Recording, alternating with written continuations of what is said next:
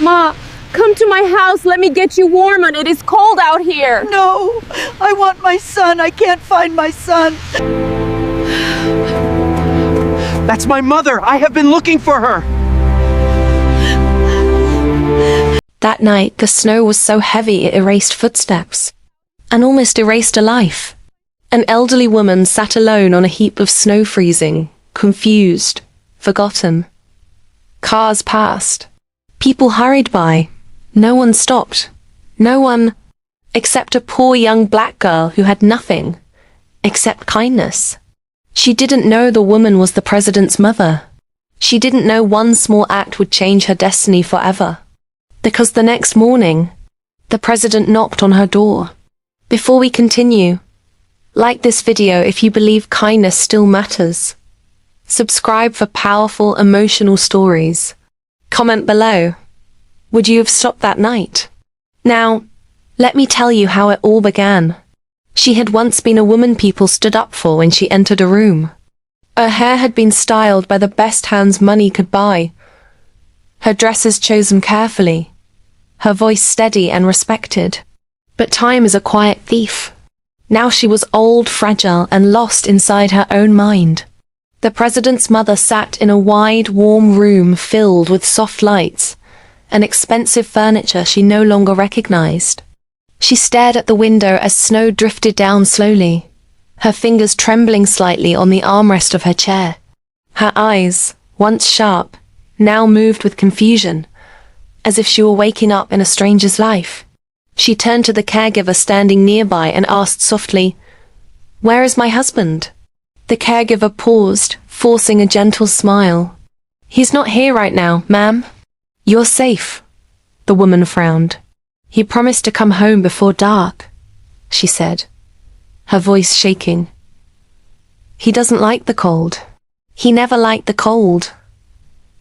She began to rub her hands together, as if she could already feel winter inside her bones. Another caregiver walked past, distracted, whispering into a phone about schedules and dinner plans. The television murmured in the background, words blending into noise. The old woman shifted in her chair. "Excuse me," she said, louder now. "I need to find my husband. He must be worried." No one answered her.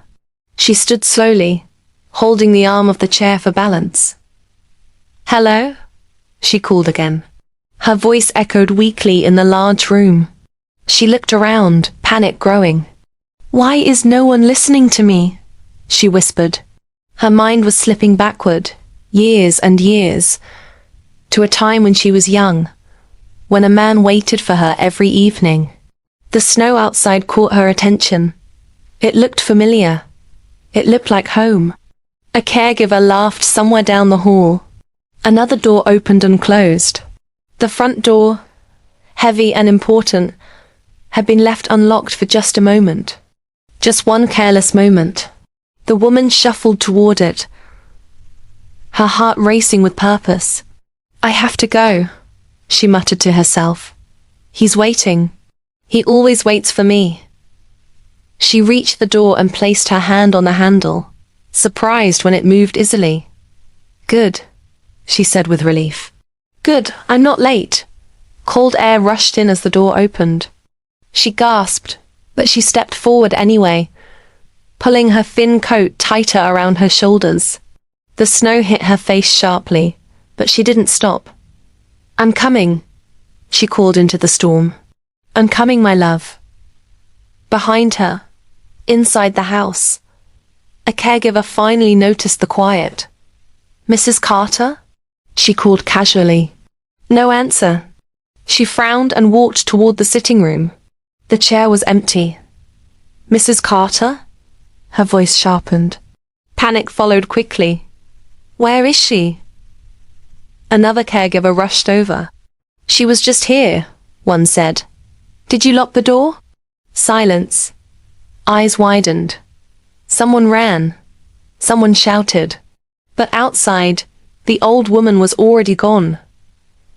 Her footsteps disappearing under the falling snow.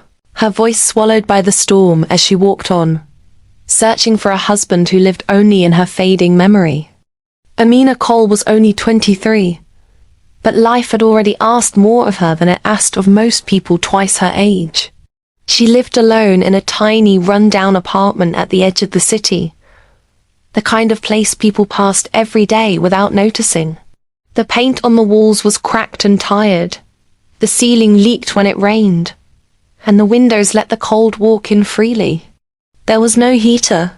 In winter, the air inside her room felt almost the same as the air outside. She slept fully dressed, wrapped in old blankets, breathing slowly so the cold would not hurt her chest. "Just get through the night," she whispered to herself often. Morning always comes. Her coat hung by the door, warm thin at the elbows, its buttons mismatched because she had replaced them one by one over the years. Her gloves were so thin they did little to stop the cold, but she wore them anyway, pulling them tight and rubbing her hands together as she stepped outside each morning. On her way down the stairs, her neighbor once laughed softly and said, "Girl, that coat won't save you." Amina smiled politely and replied, "It's doing its best." "So am I." The neighbor shook her head and walked away, already forgetting her. Amina worked wherever someone would hire her. In the mornings, she cleaned office buildings before the workers arrived. She scrubbed floors that would shine under other people's shoes, emptied trash she was never allowed to speak near, and wiped fingerprints from glass doors no one noticed. "Don't touch anything else," a supervisor once snapped when she paused to rest her back. "You're here to clean, not to think." Amina nodded quietly and said, "Yes, sir." She always said yes. Saying no was a luxury she could not afford. In the afternoons, she packed groceries at a small store, standing for hours while customers talked over her head, as if she were invisible. "Be careful with the eggs," a woman said sharply, not looking at her face. Another customer complained, "Why are they so slow?" Amina lowered her eyes and kept working. When the shift ended, her feet burned, but she thanked the manager anyway. "See you tomorrow," she said. He barely nodded. At night, when the city grew quieter and colder, she took cleaning shifts again, mopping hallways and staircases in buildings where lights never went off. Sometimes security guards spoke to her. Sometimes they didn't. One night, a guard looked at her badge and asked, "You ever get tired?" She smiled tiredly and said, "Only when I stop moving." He laughed, not understanding. Flashbacks followed her everywhere, rising without warning. She remembered being a little girl standing in line for free lunch while other children stared. She remembered a teacher once saying, "College is expensive. You should think of something more realistic." She remembered knocking on doors looking for work and hearing, "We'll call you," knowing they never would. She remembered hunger most of all. The kind that makes your stomach hurt and your pride disappear. The kind that teaches you silence. Once, after a long shift, she sat on a bus seat, counting the coins in her pocket. A man next to her glanced at her hands and moved away slightly, as if poverty could touch him. Amina noticed, but she said nothing. She stared out the window instead, watching snow begin to fall, each flake quiet and soft. "It's beautiful," she whispered to herself. Even after everything, she still noticed beauty. People rarely saw Amina. They looked through her, past her, around her. To the world, she was just another tired face in the crowd, another body moving through cold streets. But if someone looked closely, they would have seen her eyes. They were kind eyes, the kind that listened, the kind that noticed pain in others. She spoke gently, even when spoken to harshly. She helped when she could, even when she had little. "It doesn't cost anything to be kind," she often said to herself, holding on to those words like a promise. That night, as she walked home through the heavy snow, her gloves soaked through and her coat barely holding, Amina pulled her scarf tighter and sighed. "Almost home," she murmured. She did not know that fate was waiting just a few steps ahead. She did not know that the same storm that had swallowed her footprints was about to place someone precious directly in her path. All she knew was that someone out there might need help, and if she saw them, she would stop. Amina closed the door behind her and leaned against it for a moment, listening to the wind scream outside her tiny apartment. Snow tapped softly against the window like impatient fingers. She exhaled slowly, rubbing her hands together to bring feeling back into them. "Another long day," she said quietly, her voice barely louder than the kettle on the stove. She hung her worn coat on the nail by the wall and stared at it for a second. "You did good today," she told the coat, almost smiling. Talking to herself had become a habit. Silence felt heavier than words. She filled the kettle halfway, careful not to use too much. Every little thing had to last. When the water began to heat, she reached for a tea bag, thin and pale, the last one in the box. She hesitated, then cut the string and poured half the leaves back into the box. "Tomorrow matters too," she murmured. She dropped the tea bag into the cup and watched the water turn a weak, tired color. "This isn't really tea," she said softly, stirring it. "But it's warm, and that counts." She carried the cup to the small table by the window and sat down slowly. Her knees ached. Her shoulders felt heavy. She wrapped both hands around the cup and closed her eyes. "Just breathe," she whispered. "You're safe for now." Outside, the snow fell harder, but inside, the room held a fragile peace. She took a careful sip and sighed. "One day," she said to herself, "I'll drink tea that tastes like something." She laughed quietly at the thought, then shook her head. "Dreaming again, Amina. Don't get carried away." Her thoughts wandered as they often did at night. She looked at her reflection in the dark window, her face tired but calm. "Love," she said out loud, testing the word. It felt strange in her mouth. Love is for other people. People with soft lives. She remembered movies she had watched through shop windows. Couples laughing, holding hands, walking without fear. "That's not for me," she told her reflection. "People like me don't get miracles. We get lessons." She nodded as if someone had agreed with her. She remembered times she had believed differently. When she was younger, she used to imagine someone knocking on her door with good news. A better job. A better life. Someone choosing her. She smiled sadly at the memory. "You were brave back then," she said to herself. "You believed in fairy tales." She lifted the cup again, now half empty. "Fairy tales don't pay rent," she added, her voice steady, not bitter, just honest. Still, even as she spoke those words, her heart refused to harden. Earlier that day, she had given her last spare change to a man shivering near the bus stop. Her stomach had been empty, but she had smiled anyway.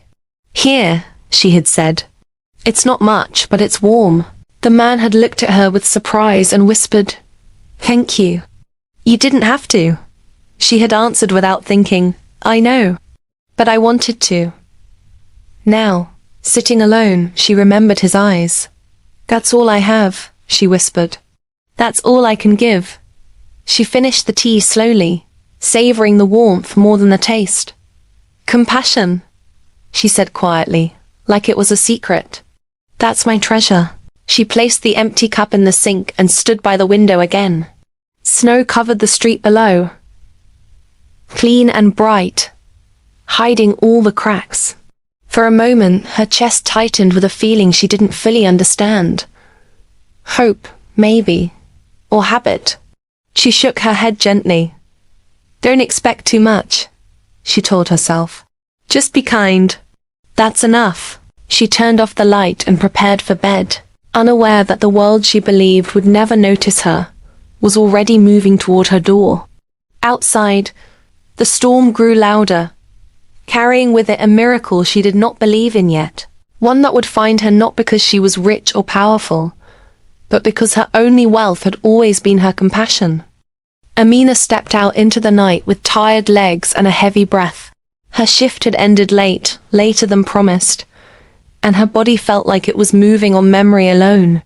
Snow fell hard around her, thick and cold, pressing against her face and soaking into her thin gloves. She pulled her warm coat tighter and whispered, "Just a little farther. Just get home." Each step felt slower than the last. Her feet ached. Her back burned. All she wanted was her small room and silence. The street was busy but cold, full of people rushing past each other, with heads down and shoulders raised against the storm. Boots crunched loudly on the snow. Cars hissed as they passed, spraying slush onto the sidewalks. No one looked at anyone else. Everyone was in a hurry to escape the cold. Amina walked with her eyes low, counting her steps, when something made her stop. She lifted her head and saw her. An old woman sat on a heap of snow, near the edge of the sidewalk. She was small, fragile, her thin body trembling violently. Snow had gathered on her hair and shoulders, turning her almost white. Her hands shook as she tried to pull her coat closer, but her fingers were stiff and clumsy. Her eyes were wide, confused, lost. She looked around as if she did not understand where she was, or how she had gotten there. "Excuse me," the woman whispered weakly. "Can you help me?" Her voice nearly disappeared into the wind. Amina froze. People passed by them both. A man glanced briefly and looked away. A woman tightened her scarf and crossed to the other side of the street. Someone muttered, "It's too cold for this," as they hurried on. No one stopped. No one asked a question. The old woman's shaking grew worse. "I'm waiting for my husband," she said to no one in particular. "He said he would come." Amina stood there, heart pounding. She looked at the woman. Then she looked down at her own hands, thin gloves soaked through, fingers numb. "I have nothing," she whispered to herself. "No money, no car, no warm home, nothing to offer." Fear crept into her chest. What if she couldn't help?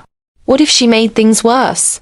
She remembered all the times she had needed help, and none had come. She took a small step back. Then the old woman's eyes met hers. They were scared, truly scared, not demanding, not angry, just lost. Amina swallowed hard.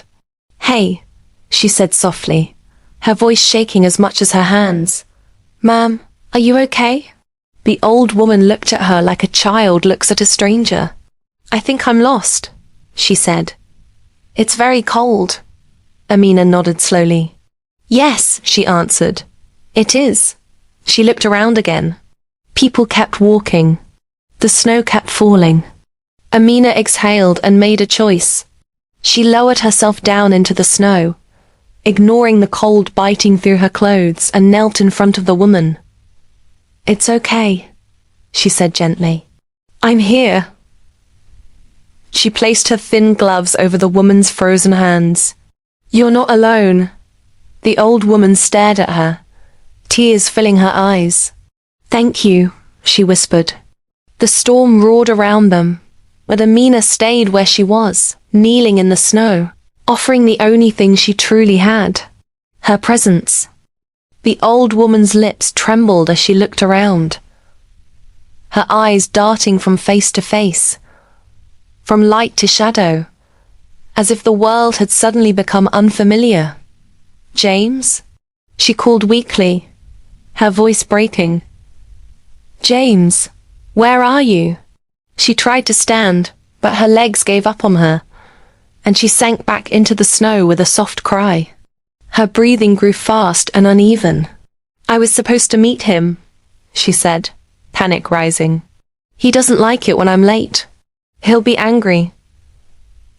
Her hands shook so badly they knocked together, and tears slid down her cheeks, freezing almost as soon as they fell. Amina stayed close, her heart tightening with every broken word. She didn't ask who James was. She didn't ask questions that would confuse her more. She simply leaned in and said softly, "It's okay. You're safe right now. The old woman shook her head. No, no, she whispered. I don't know where I am. This isn't right. This isn't right at all. She looked at Amina suddenly, fear filling her eyes. Do you know me? She asked. Have we met before? Amina smiled gently, even though the cold burned her face. Not before tonight, she said. But I'm here with you now. The wind howled, pushing snow into their faces. Amina hesitated only for a second before reaching up and pulling off her own coat. The cold bit into her instantly, sharp and painful, but she ignored it.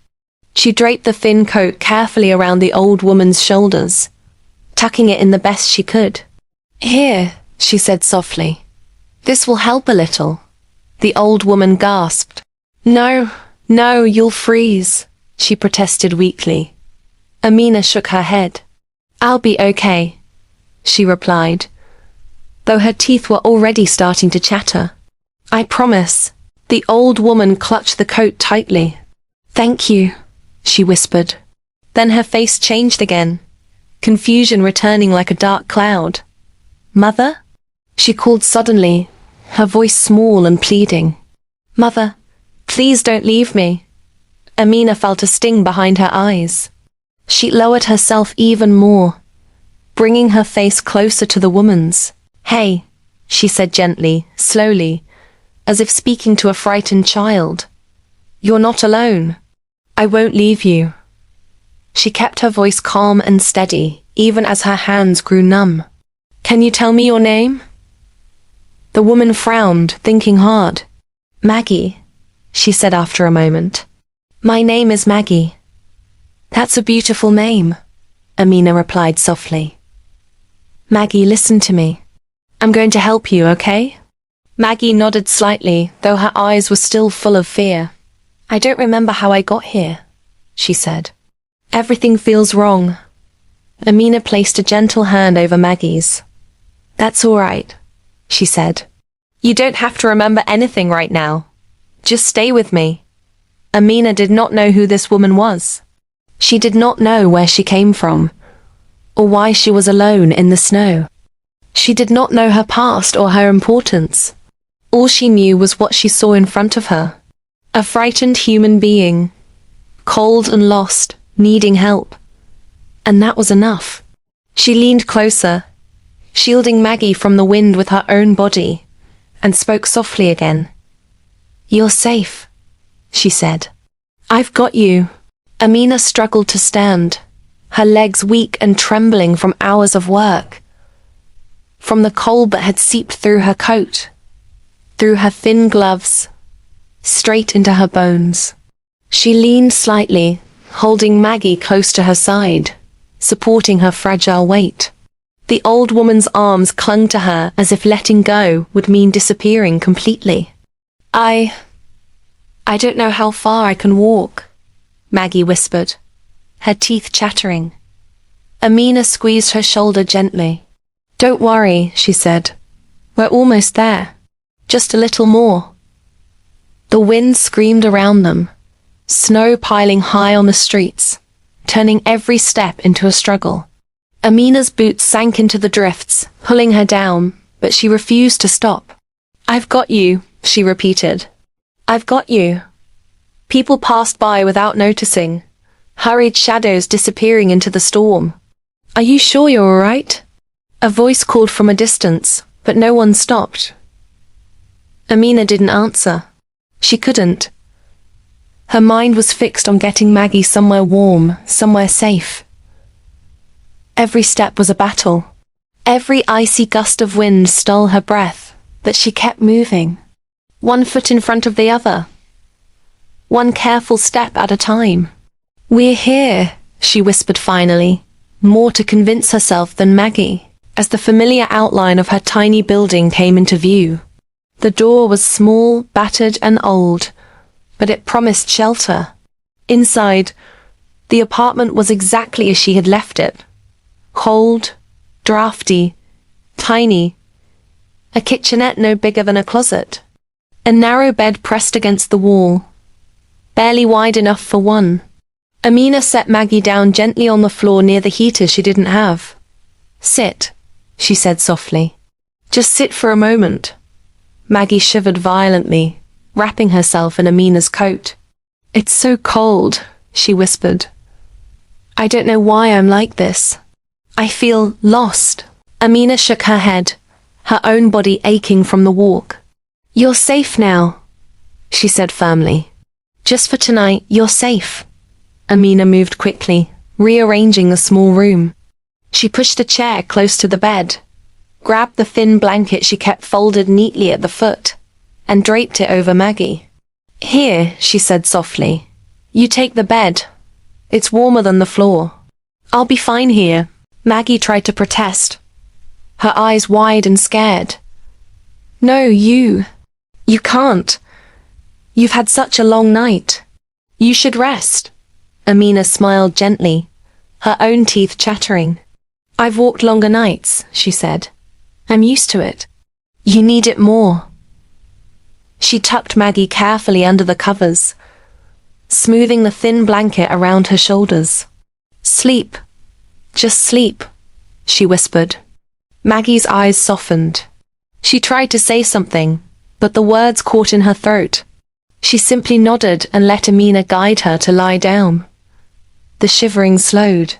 The breathing became steadier. Thank you, she whispered faintly. Thank you for everything. Amina brushed the hair back from her face. No need to thank me, she said. I'm just helping. That's all. Once Maggie was settled, Amina moved to the floor, curling up beside the wall where the cold was sharpest.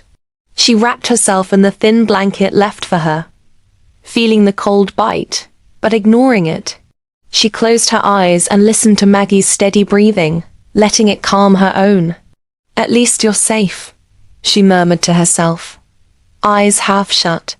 At least tonight you're safe. The wind howled outside, but inside the tiny apartment, they had a fragile warmth, a fragile peace. And for now that was enough.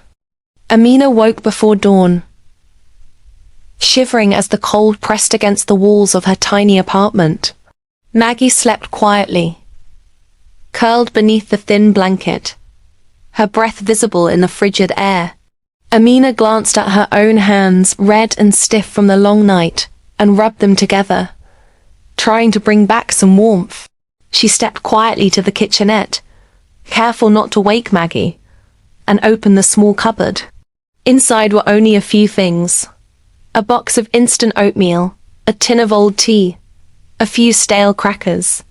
It wasn't much, but it was all she had.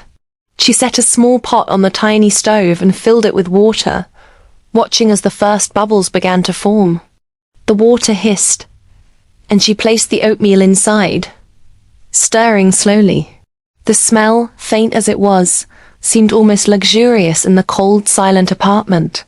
She hummed softly to herself, a tune she had learned as a child, just enough to fill the room with some warmth and life. Her hands shook as she stirred, red and cracked, but she kept moving them carefully, rubbing them against the edge of the pot when the sting became too sharp. Almost ready, she whispered, more to herself than anyone else. Almost ready, Maggie. She glanced over at the bed where the old woman lay. The blankets had slipped slightly, revealing pale arms. Amina's heart ached at the sight. I'll get you warm, she said softly. She moved closer, tilting Maggie's head gently to brush a lock of snow-damp hair from her face.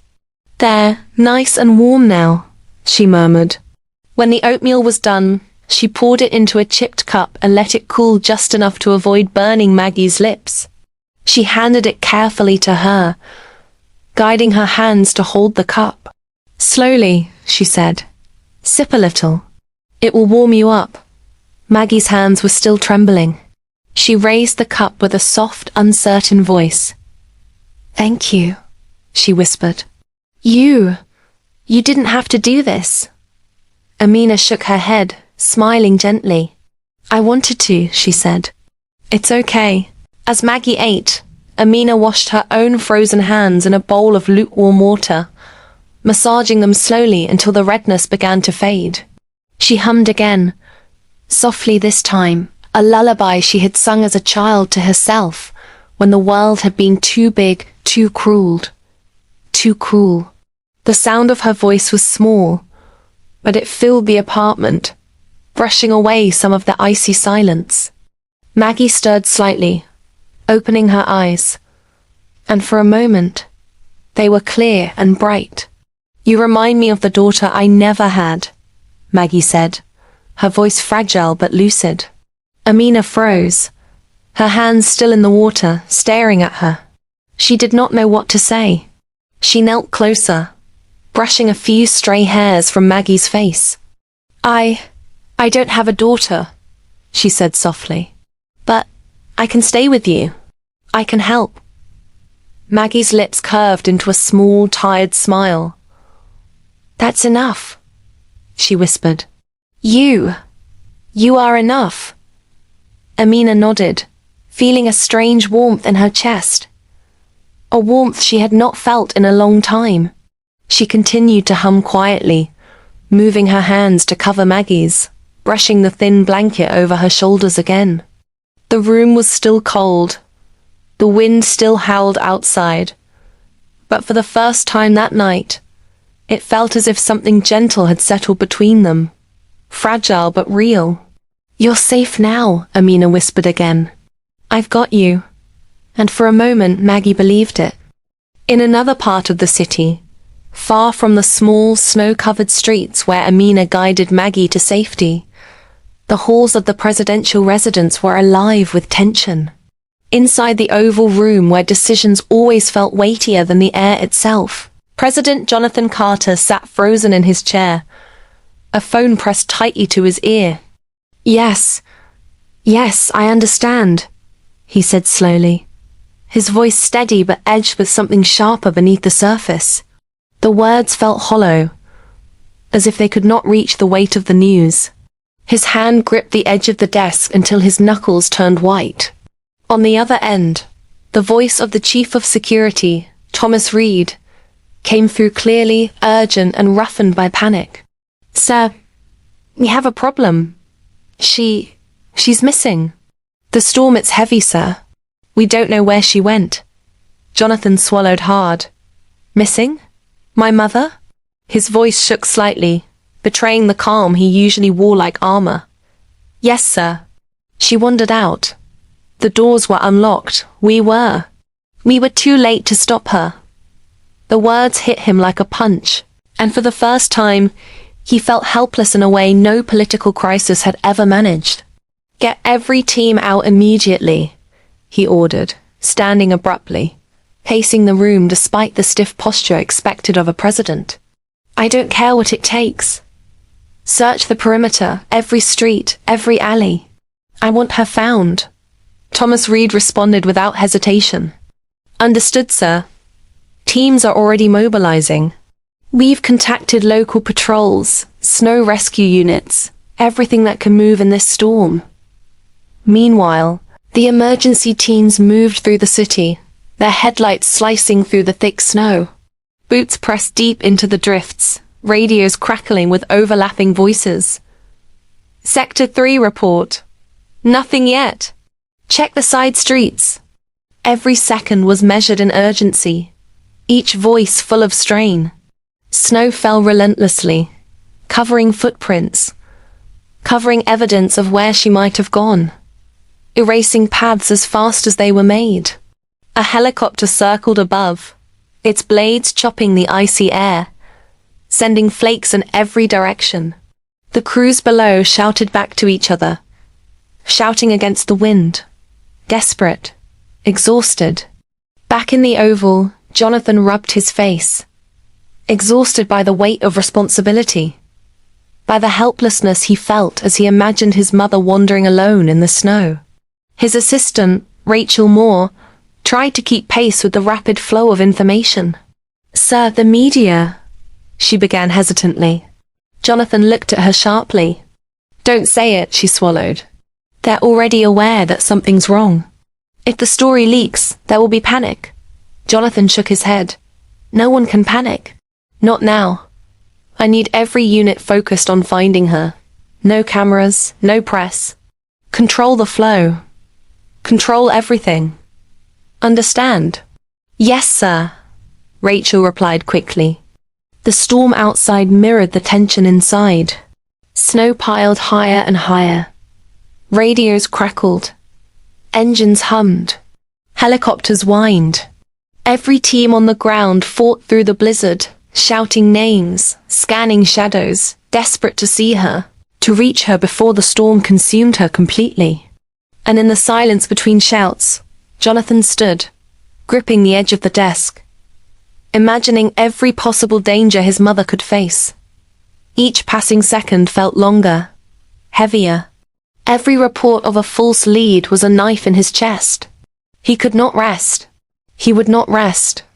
And as the city searched desperately, and the snow piled higher, and the storm raged on, Jonathan Carter felt the weight of power and helplessness collide. Every command he gave was meant to save a life. But he knew, deep in his heart, that no order, no amount of resources, could replace the simple, fragile hope that someone would find her before it was too late. Morning came slowly, grey and heavy, dragging the cold through the tiny apartment. Maggie stirred beneath the thin blanket, her eyes opening slowly.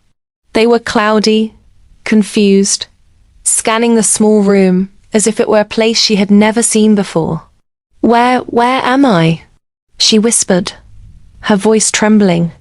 Her hands pushed at the blanket, shaking as they searched for warmth. "I was supposed to...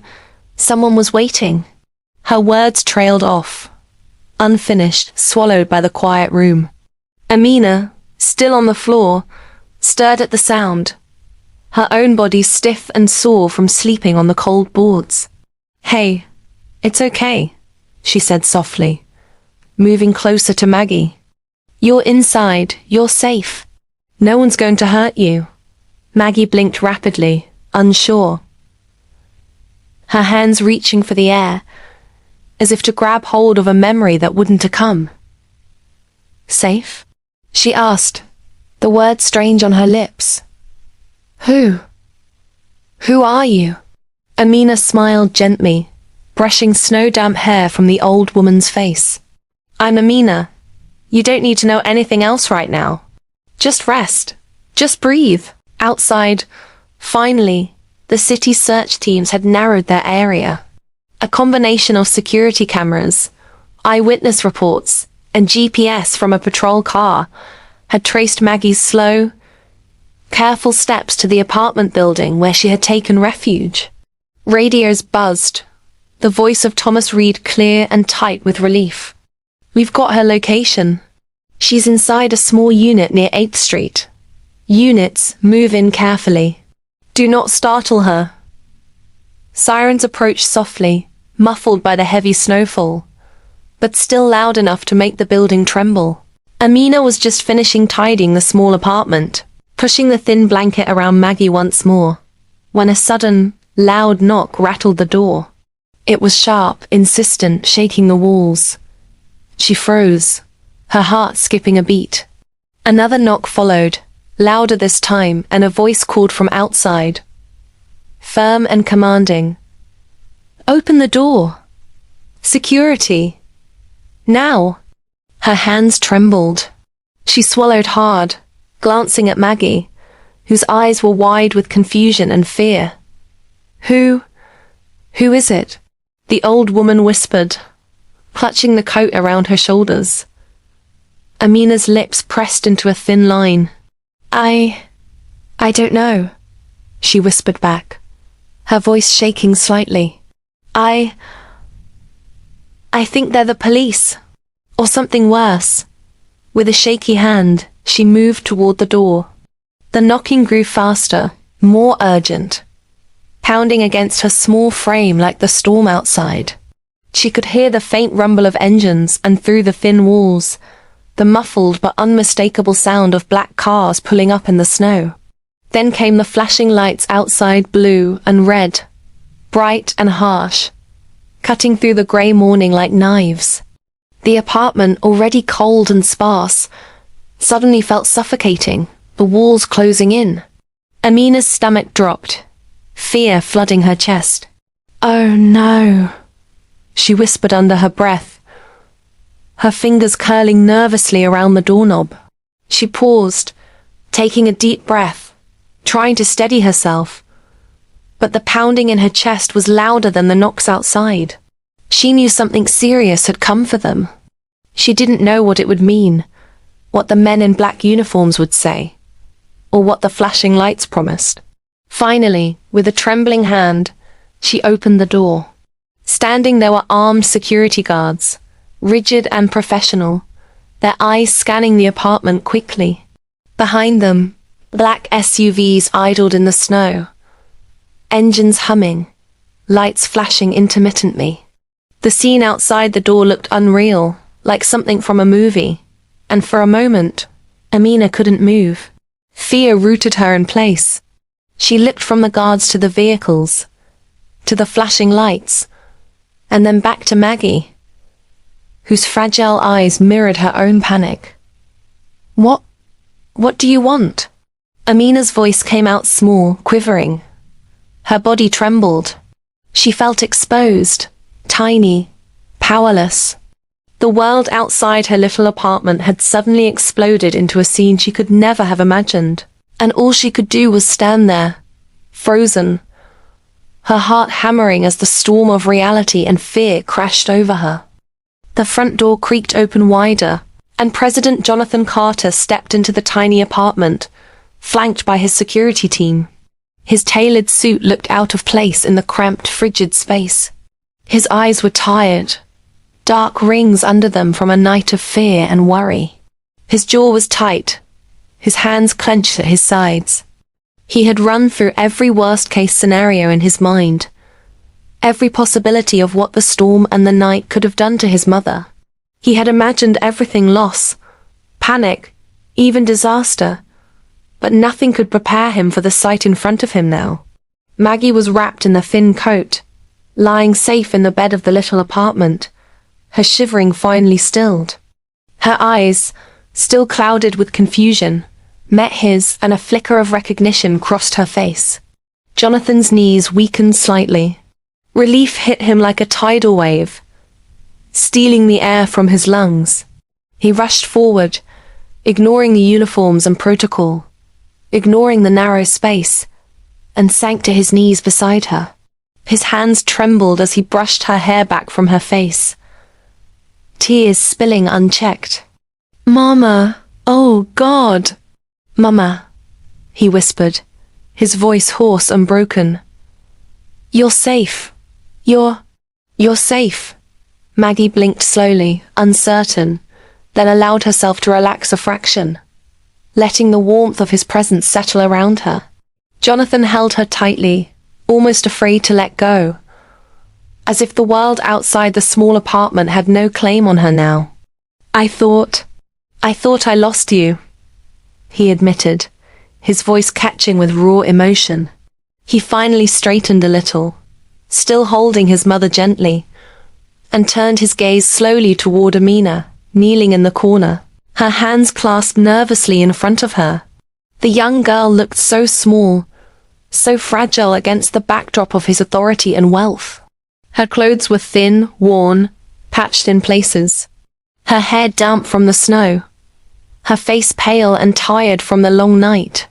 Yet her eyes met his steadily, calm and unflinching, carrying no expectation, no demand, just the quiet dignity of someone who had acted out of the only thing they had to give: kindness.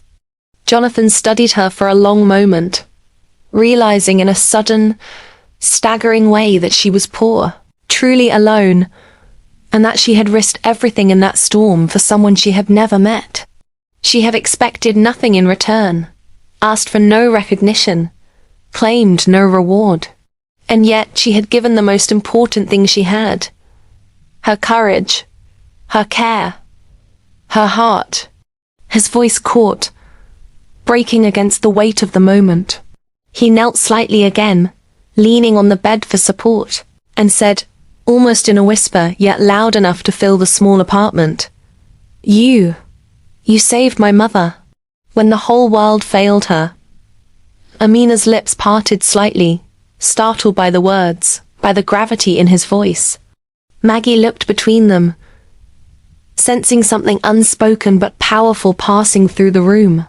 Jonathan's hands rested on the edge of the bed, his chest heaving, his eyes shining with something more than relief, gratitude, or disbelief. He had spent his life surrounded by wealth, influence, and people who did things out of duty or gain. And yet here, in this small, cold apartment, he witnessed something that money could never buy. Pure, selfless human compassion. For a long moment, no one spoke. Outside, the snow continued to fall, muffling the city, erasing the world beyond the apartment walls. Inside, time slowed. Jonathan, exhausted, terrified, grateful, held his mother. Amina, trembling slightly, still quietly near the corner, understood the enormity of what had just passed. And Maggie, wrapped in her thin coat, felt, for the first time in hours, safe, seen, and loved. For a long moment, the apartment was quiet. The only sound, the soft hiss of the kettle Amina had forgotten on the stove, and the faint whistle of the wind outside. The storm had calmed slightly, but the air inside was heavy with something else, something unspoken. Jonathan still knelt beside his mother, brushing stray hairs from her face, his eyes occasionally flicking toward Amina. She sat quietly, hands folded in her lap, watching him, waiting, breathing softly, aware of the fragile tension in the room. Maggie shifted slightly under the thin blanket, sensing the pause, sensing the way the world had slowed to focus entirely on the three of them. She looked up at Jonathan and then at Amina, confused but calm, as if she could feel the quiet exchange passing between the two younger hearts in the room. The gratitude Jonathan felt toward Amina, a stranger who had risked herself to save his mother, hung heavy in the space. But it was more than gratitude.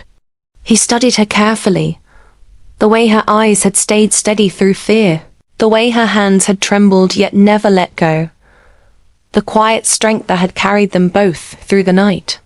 Admiration filled him, warm and bright, seeping into the parts of him that had been hardened by power and protocol. She is extraordinary, he thought, almost aloud. He caught himself staring, noticing the details he had never thought to see before, the gentle curve of her shoulders, the kindness in her gaze, the quiet dignity that had never needed to announce itself. Amina, too, felt it, though she could not name it. There was something in his eyes, something beyond relief, beyond gratitude. She had expected nothing in return, had asked for nothing, had simply done what her heart knew was right. And yet, in his steady, careful look, she felt it, the first spark of a connection that went deeper than circumstance. Another long pause stretched between them. Neither moved, neither spoke. Words seemed unnecessary.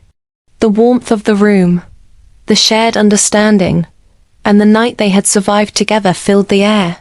Gratitude transformed into admiration on Jonathan's side, softening the edges of his exhaustion and fear. Admiration, subtle and insistent, began to twist into something deeper, something personal, something that neither had yet dared to name. Outside, the snow fell quietly, blanketing the world, but inside, the storm had passed in another way. Something fragile, tender, and alive now existed between them, a bond forged in fear, in courage, in kindness, and in the unspoken knowledge that neither of them would ever forget this night, or each other. By the afternoon, the quiet of the tiny apartment was gone. Somewhere in the world beyond the walls, someone had spoken into a microphone, typed a story, clicked a send button, and the news had found its way out. At first, it was a trickle, small alerts on phones, notifications blinking quietly across screens.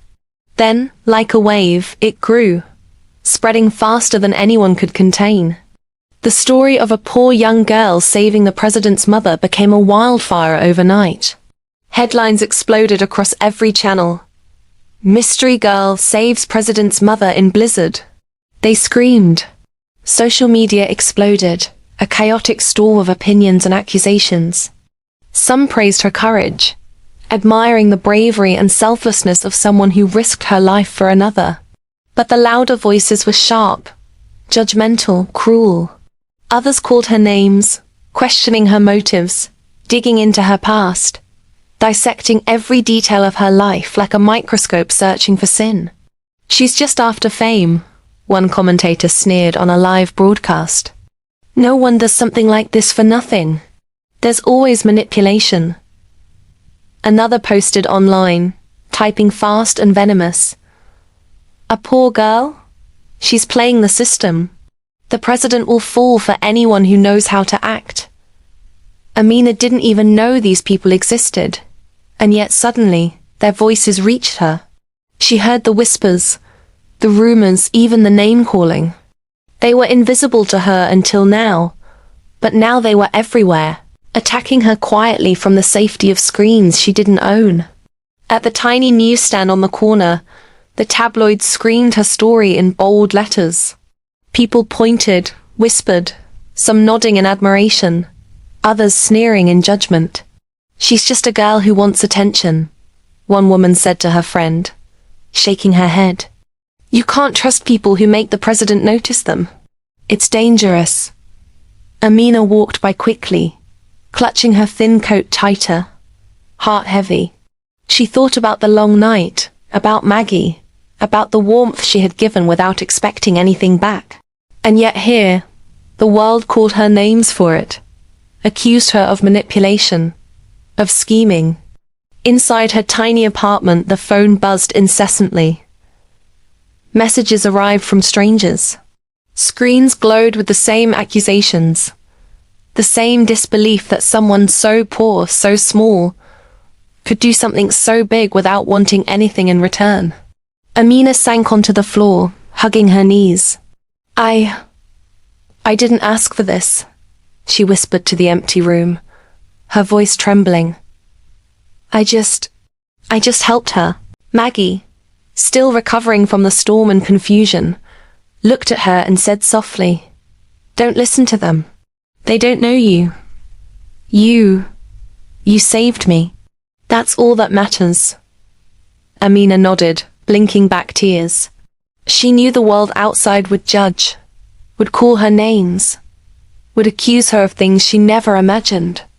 But inside that apartment, where warmth and trust still lingered, she had done what was right, and no headline, no accusation, could take that away. Outside, the snow continued to melt slowly, the world moving on with its noise and judgments. But inside, Amina and Maggie remained, small and fragile yet unbroken. And somewhere, beyond the flashes and accusations, Jonathan Carter watched too, aware of the courage and purity that the rest of the world was only beginning to misunderstand. Days passed, but Jonathan could not stop thinking about her. The young girl who had risked everything to save his mother. The world had already judged her, labeled her, twisted her story into gossip and accusation, yet in his mind, she remained unshakably honest, quietly brave. He arranged another visit, this time alone, leaving the security teams in the car, standing back respectfully. The knock at her door was soft but deliberate. Amina opened it, surprise flickering across her face, followed by hesitation. Hello, Amina, Jonathan said gently, his eyes tired but steady. May I come in? She hesitated, unsure what to expect. But the calm in his voice was different from the storm of flashing lights and accusations outside. Oh, okay, she stammered, stepping aside. He entered, careful not to disturb the fragile space she had built around her, the tiny apartment that smelled faintly of oatmeal and cold winter air. They sat across from each other on the small full space. Amina's hands were folded in her lap, her eyes avoiding his at first. Jonathan leaned forward slightly, resting his forearms on his knees. "I wanted to hear your story," he said softly. "Everything. From the beginning, if you'll tell me." She blinked, startled, shaking her head. There's nothing to tell. I just did what felt right," she whispered. Jonathan's eyes searched hers, patient, persistent. "No," he said gently. "There's always a story. I want to know yours. I want to understand you." Slowly, hesitantly, Amina began to speak, recounting the endless nights of work, the cold apartments, the hunger she had felt, the moments of rejection and invisibility, the quiet hopes that no one ever saw. She spoke softly, almost to herself, as if she feared the walls might judge her as much as the outside world had. Jonathan listened, every word settling deep inside him. He heard the courage in the way she carried herself, the dignity in the way she faced the world despite hardship. He noticed the gentleness in her pauses, the humility in her admissions, the quiet strength that refused to ask for recognition. You've carried so much," he said finally, voice low, almost breaking. "And yet, you never asked for anything. You gave everything you could, without asking for reward." Amina shook her head, a faint smile tugging at her lips. I had nothing to offer," she said. "Only care, only what I could give." Jonathan's chest tightened. He could see her clearly now, beyond the poverty, beyond the rumors, beyond the world's judgment. He could see her dignity, unshakable and quiet, shining through the simplest of actions. He visited again and again. Each time, he listened more, watched more, and learned more about her. Every visit revealed small details, the way she made her apartment warm with only a blanket, and determination, the way she spoke to strangers with patience, the way she held her own heart together, even when life had tried to break it. He noticed the steadiness in her hands as she prepared tea, the carefulness in her steps as she moved through her tiny space. "Your life, it's not easy," he said one evening, voice soft, eyes full of respect.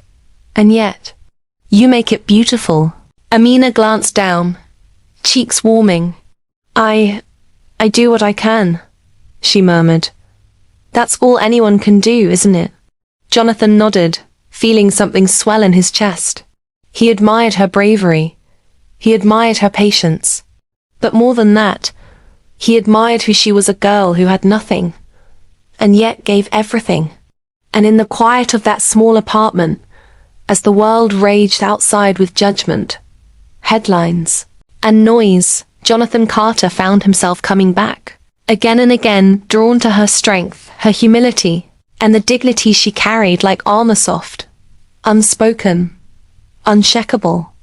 Inside the cold, polished offices of the presidential residence, far removed from the quiet warmth of Amina's tiny apartment, a storm of a different kind was raging. Political advisors, men and women in crisp suits and carefully measured expressions, had gathered around the long conference table, papers spread before them, phones buzzing incessantly. The story of Amina had reached them hours ago, and it was spreading fast. The news, the headlines, the public chatter, they had all ignited a sense of panic that tightened the room like a noose. "She's poor," one advisor said sharply, tapping her pen against a folder, as if the sound could make it all go away. "She has no background, no wealth, no connections. No, nothing. People will see that, and it will be a disaster. She's black," another added, voice low but insistent, leaning forward over the table. "The optics. We cannot ignore them. The opposition will use it against you. The media will twist it. The narrative will be messy, uncontrolled." A third, older man, adjusted his tie nervously and spoke with a tone that tried to sound rational but trembled with fear. "She is. She is simply not fit to stand beside you. She has no experience, no position, no education to justify her presence in this role by your side. It will undermine your image." Jonathan sat at the head of the table, his hands folded in front of him. His jaw was tight, but his eyes betrayed none of the panic that filled the room. He listened carefully as each advisor volleyed words back and forth, each trying to outdo the other in urgency, each convinced that the girl who had saved his mother was a threat to everything he had built. "She could be dangerous," one whispered finally, leaning so close that Jonathan could hear her fear in her words. "Not intentionally, but socially, politically, she doesn't belong. People will question every step you take with her. They will. They will call it manipulation, exploitation. It's not safe." Jonathan's hands twitched slightly, but he did not speak. He listened to the panic, the fear, the logic wrapped in prejudice and self-preservation. Around him, the room seemed to vibrate with it, the papers rustling nervously, pens tapping, phones buzzing, voices rising and falling in anxious waves. "She's poor. She's black. She's not fit." The words repeated in his mind, looping endlessly, echoing like a mantra of caution, a chant meant to sway him, to make him bend to the weight of public expectation, of political strategy, of carefully constructed appearances. But even as the words filled the room, even as the advisors pressed on with their warnings, Jonathan could not erase the image in his mind, the small, brave girl who had saved his mother, who had faced the storm without fear, who had done the impossible without asking for anything in return. He could still see the dignity in her eyes, the quiet strength that no wealth, no education, no position could replicate. "She is not fit to stand beside me," one advisor repeated, voice sharper this time, as if saying it louder would make Jonathan agree. But he shook his head slightly, almost imperceptibly, and his eyes softened, not in defeat, but in understanding. "Fit?" he said finally, voice quiet but firm, echoing slightly in the tense room. "She is more than fit. She is brave. She is good. She is the only person I have ever met who would do what needs to be done simply because it is right." The room went silent for a moment, the panic and fear hanging thick in the air, heavy and suffocating. The advisors shifted in their seats, unsure what to say, unsure how to respond to the quiet authority in his tone. Jonathan sat back, steady, resolute, the words of his advisors clashing against the truth he had witnessed firsthand. That character, courage, and dignity could never be measured by wealth, race, or status, and that the girl who had saved his mother, who had risked herself in the storm, had already proven that she was far more fit than any of them could imagine. The panic persisted in the room, but Jonathan had already decided, quietly, firmly, that it would not sway him. Amina sat stiffly on the edge of her small chair, hands gripping the thin fabric of her worn coat. She had felt the weight of the world pressing down on her ever since Jonathan had started visiting her apartment again. The media had been relentless, the public opinion relentless, and even the whispers of the political advisors had reached her ears. She knew what she was, what she had, and what she lacked. She knew the gulf between her world and his. I can't," she said suddenly, her voice shaking slightly. She looked down, avoiding his eyes. "I don't belong in your world. I'm just me. I live in a tiny apartment. I work jobs nobody notices. I have nothing. You have everything. A world I could never fit into." Her words were quick, almost a rush, spilling out in a torrent of self-doubt. Jonathan stayed where he was, seated on the floor across from her, his eyes soft but unwavering. He leaned forward, hands resting lightly on his knees, his voice calm, steady, and low, The kind of voice that made people listen even when they didn't want to. Amina, he said gently. Stop saying that. You don't belong? Don't you see your world, your life, your choices?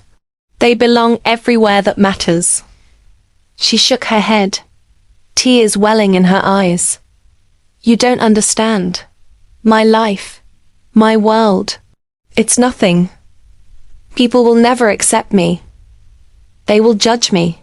They will call me names. Accuse me of things I never even thought of. I'm not like you. I can't step into your life and not break. Jonathan leaned closer, the intensity in his eyes softening into something warmer, deeper.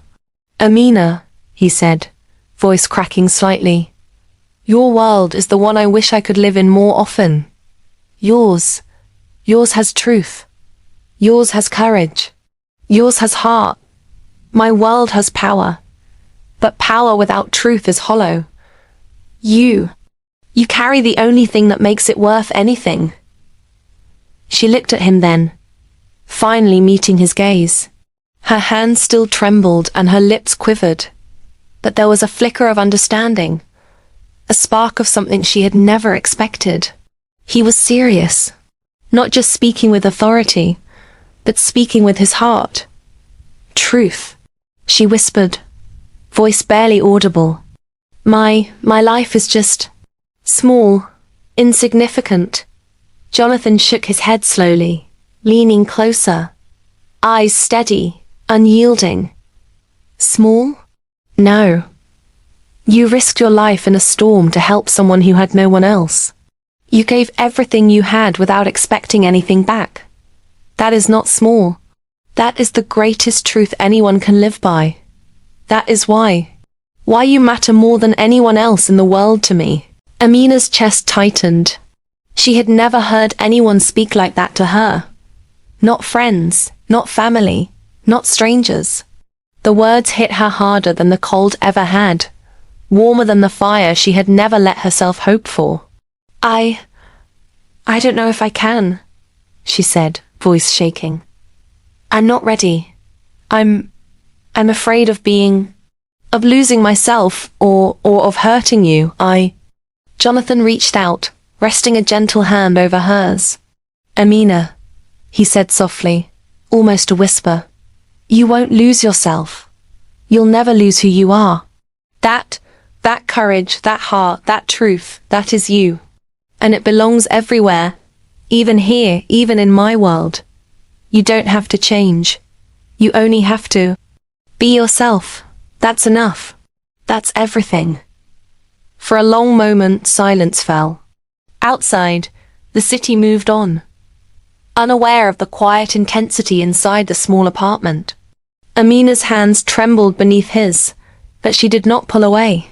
Her eyes, wide and uncertain, slowly softened as she listened, realizing that the gulf she had imagined between them was smaller than she had thought, bridged not by wealth or status or power, but by truth, courage, and the quiet strength of a human heart.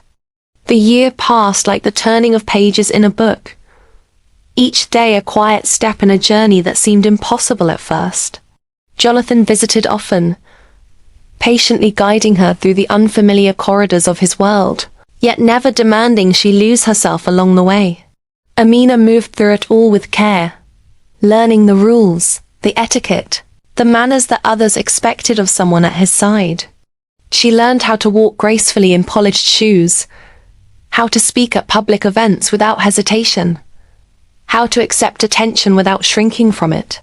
Yet, despite it all, she kept her humility.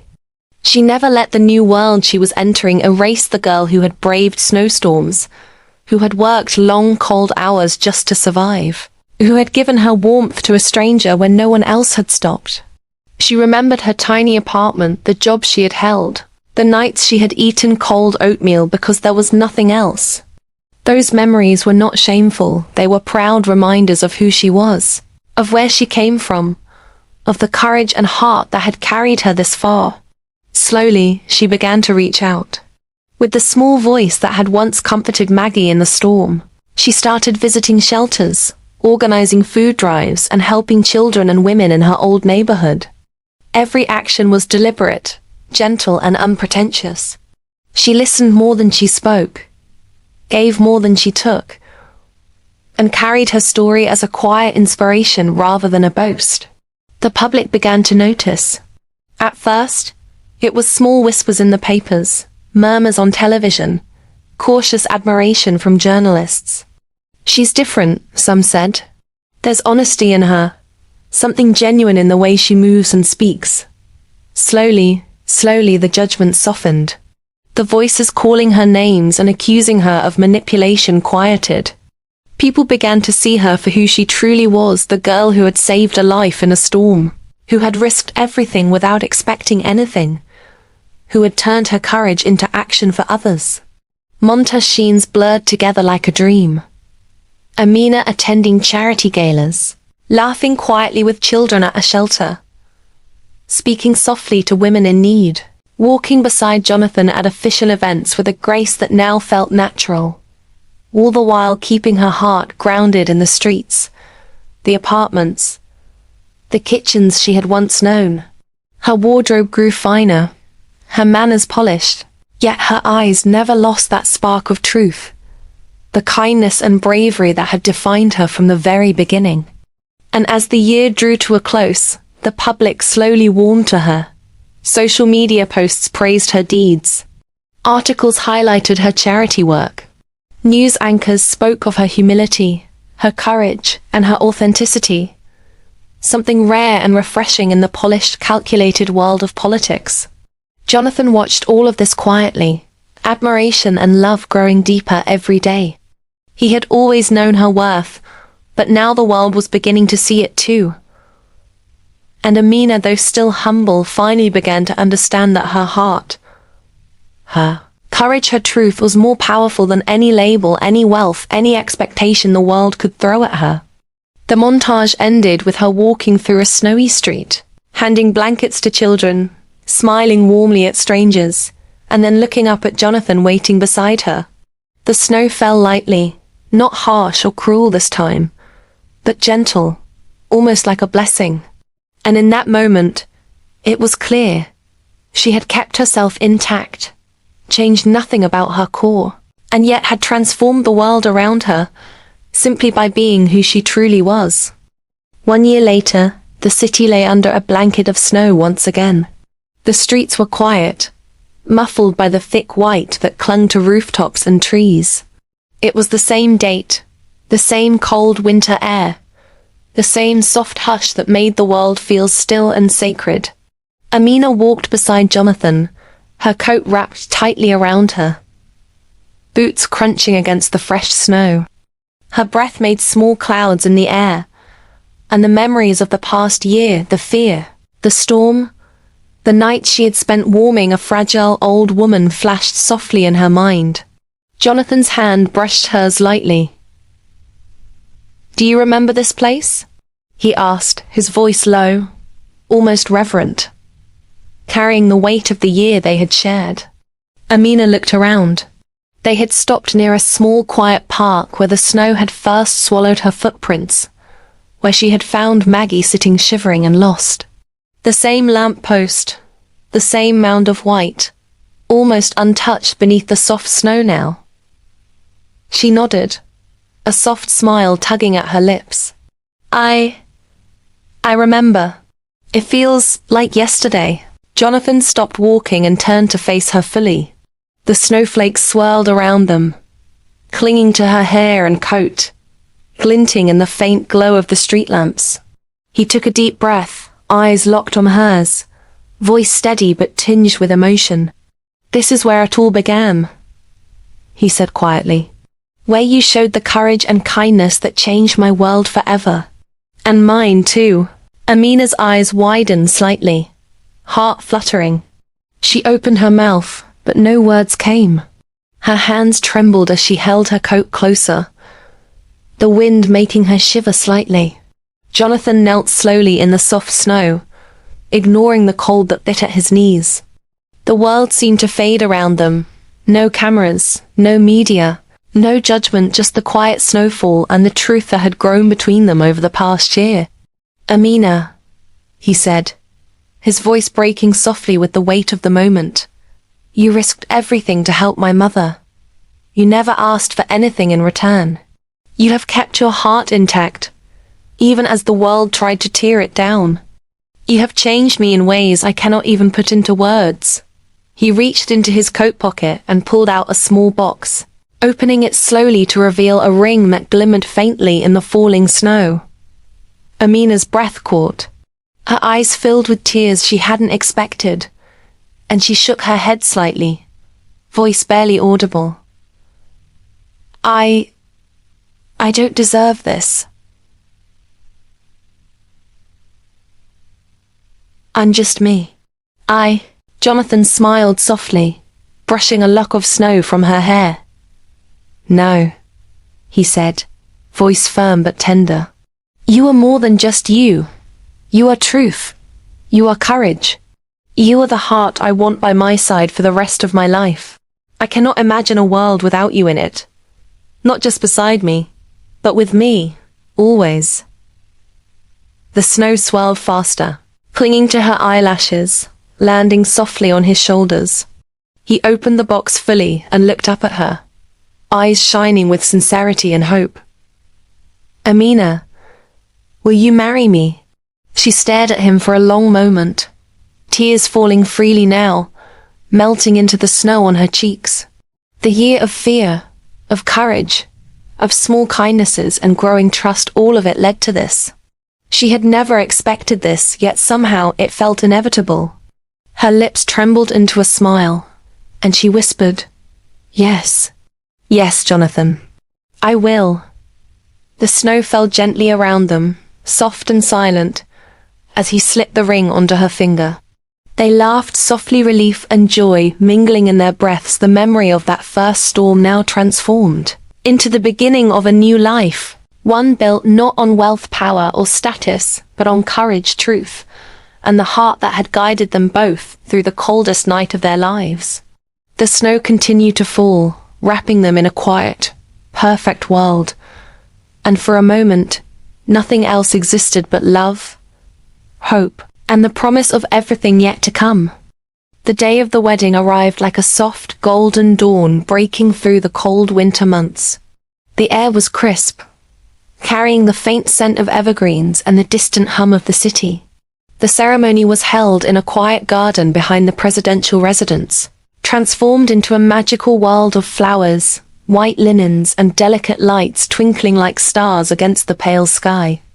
The snow from the previous year had melted, replaced by a soft, warm glow that seemed to hug everyone in the space. Guests arrived from near and far. There were faces from all walks of life: diplomats, politicians, journalists, neighbors, friends, and the very people Amina had worked alongside during her charity visits. Some were dressed in elaborate gowns and polished suits, others in simpler attire, but all came together, united by the celebration of something rare. Love that had endured, love that had grown from courage, compassion, and truth. Amina stood near the entrance, heart pounding, her hands slightly trembling. Her dress was elegant yet understated, soft cream fabric flowing lightly with her movements. She felt the weight of the day pressing gently on her, the eyes of the world upon her, and the warmth of her own bravery beneath it all. She caught sight of Maggie, her hand clasped tightly around hers, smiling peacefully for the first time in what seemed like forever. The old woman's eyes glimmered with tears, cheeks flushed, and yet her expression was serene, almost proud, as if she understood everything that had led to this moment. Jonathan appeared from the other side of the garden, looking regal in his suit, but with a softness in his eyes that only Amina could see. His gaze locked onto hers immediately, unwavering, full of love and awe. He took slow, careful steps toward her, and with every step, the world seemed to fall away, the whispers of judgment, the noise of politics, the distant cameras, all irrelevant now. The officiant spoke softly, words blending with the quiet rustle of the wind and the faint chirping of winter birds. Friends and family held back tears, some discreetly wiping eyes, others openly weeping at the sight of this union. "We are gathered here today," the officiant began, "to celebrate a love born in courage, nurtured in truth, and tested by time and circumstance. Two hearts have come together, not because of wealth, position, or expectation, but because they found in each other the bravery to care, the humility to serve, and the courage to love." Jonathan reached Amina, kneeling for only a heartbeat before rising and taking her hands in his. "Amina," he said, voice steady yet thick with emotion, "from the moment I saw you in that storm, you have shown me what it means to live with courage and heart. I vow to walk beside you, to support you, to love you, not because of who I am, but because of who you are." Amina's own voice trembled as she spoke. "Jonathan, I never imagined a life like this. I never imagined that my small acts could lead to something so beautiful. I vow to be by your side, to hold our hearts together, and to never forget the world we came from." Around them, the crowd murmured softly, a wave of emotion rolling through the diverse gathering. Faces glistened with tears. Some whispered prayers. Others smiled, hands clutching their neighbors. And through it all, Maggie held Amina's hand tightly, her eyes shining with quiet joy. "You've made my heart full," she whispered. "You've given me peace." Amina squeezed her hand in return, feeling the depth of connection, the quiet strength of love that had begun in a storm and blossomed here, in warmth and light. As the officiant pronounced them married, a cheer rose, a gentle, joyous roar that seemed to lift the crisp winter air. Jonathan and Amina turned to face their friends, family, and the world beyond the garden, smiling through tears. They kissed, softly, tenderly, and for a moment, time stood still. The snow of the past year felt like a memory, a witness to their journey, while the sun, breaking through pale clouds, seemed to shine just for them. The day unfolded with laughter, conversations, and gentle embraces. Stories were shared, memories honored, and everywhere, there was a sense of unity that transcended status, wealth, or expectation. Amina moved through the crowd with grace and humility, her hand never leaving Jonathan's, her heart open, her eyes reflecting a strength and joy that had been forged in the quietest, hardest hours of her life.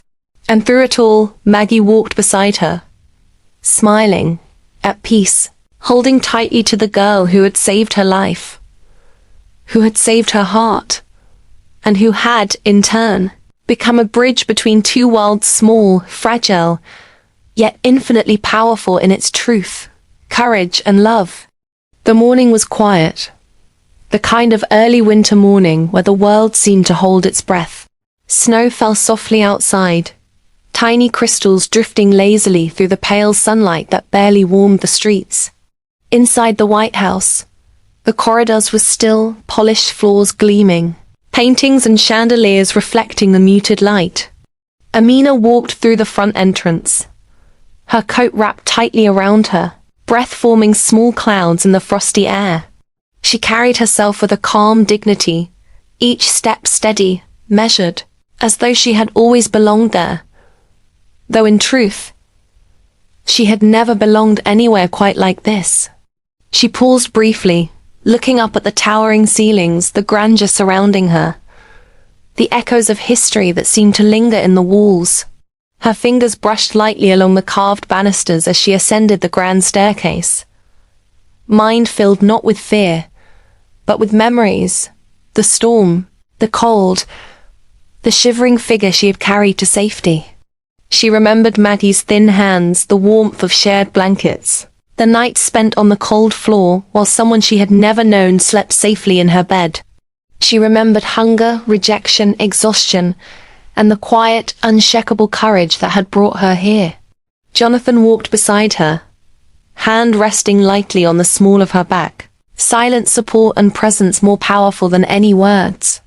He looked at her often, eyes soft, filled with pride and awe, yet careful to let her move forward on her own, to own every step she took in this new world. "You look beautiful," he said quietly, voice low so only she could hear. Amina's lips curved into a small, serene smile. "It's overwhelming," she whispered. "But it's not me I'm afraid of. It's everything else. All the expectations, all the people who will try to define me." Jonathan squeezed her hand gently. "Let them try," he said softly. "They will see soon enough. You did not marry power, Amina. Power married your humanity, your courage, your heart, your truth. That is what this world will remember. That is what will guide you." She paused at the threshold of the east room, looking out at the windows where snowflakes swirled and clung softly to the stone steps outside. She breathed deeply, feeling the cold air mingle with the warmth of the life she had built, the love she had earned, the dignity she had never surrendered. For the first time, she felt fully seen not for her wealth, her status or her title, but for her heart, her humanity, her courage. The soft crunch of her boots echoed as she took her first steps into the room, moving past portraits of those who had walked these halls before her. She thought of Maggie, of the storm, of every small act of kindness and bravery that had carried her here. A tear slid down her cheek, unnoticed but not unacknowledged, and she smiled through it, calm and unwavering. Jonathan stopped beside her, voice barely above a whisper. "This is your world now, Amina. Not because I gave it to you, but because you have always deserved it." She nodded, letting the words settle, letting the truth of them sink deep. The snow fell gently outside, a quiet blessing, covering the grounds in soft white, as if the world itself had paused to witness this moment. She walked forward again, into the room, into the history, into the life she had never imagined but had built with courage, humility, and heart. And in that moment, the story of the poor girl who had saved a life, the girl who had given everything without expecting anything, became the story of the First Lady. Not of wealth, not of privilege, not of power, but of humanity, bravery, and truth. The snow fell softly, covering the world in quiet light, and slowly, beautifully, the screen fades to black. The first kiss between Jonathan and Amina didn't happen in a grand cinematic moment. It happened in the White House office, of all places, and in the most ridiculous way possible. Jonathan had insisted she see the Oval Office properly, showing her the desk, the flags, the historic photos on the walls. Amina walked behind him, eyes wide, trying to take it all in, still a little awkward in the grandeur. "So, this is huge," she murmured, looking at the massive desk. "I mean, I've only seen this on TV." Jonathan chuckled. "Yeah, it is a lot, but it's still just a room. Nothing special compared to." He stopped mid-sentence when he noticed the papers stacked precariously on the corner of the desk. Amina, in her excitement, had accidentally nudged them, and a tower of documents wobbled dangerously. "Uh-oh," she said, eyes widening. Before either could react, the pile tipped over. Papers flew everywhere, flying across the room like confetti in a storm. Jonathan lunged to catch some, but Amina dove too, trying to help. Their hands collided mid-air, grabbing the same stack of papers, and in the chaos, they both stumbled backward, straight into the plush leather couch near the window. They landed in a heap, Jonathan half on top of her, Amina laughing uncontrollably, snow from the earlier storm still clinging to her coat. "Oh my God," she gasped between giggles. I didn't mean to." Jonathan's face was red, not from the fall, not from embarrassment, but from the absurd closeness. He blinked at her, breath heavy from laughing and panic, and then, without thinking, he leaned in. She was laughing so hard she couldn't stop him, and their lips met in a messy, hurried, completely unplanned kiss. Papers were still falling around them. One landed on Jonathan's head like a tiny flag. When they finally pulled back, both were laughing so hard they could barely breathe. Amina's hair was a mess. His tie was crooked, and the room looked like a paper tornado had passed through. "Well," she said, wiping tears of laughter from her eyes. "That was dramatic." Jonathan grinned sheepishly. Maybe the first kiss should always involve papers flying everywhere." Amina laughed again, shaking her head. "Only us," she whispered. "Only us could make the White House look like a tornado hit it on our first kiss." And that became their story. The legendary first kiss in the Oval Office. Messy, chaotic, completely unplanned, and somehow perfect.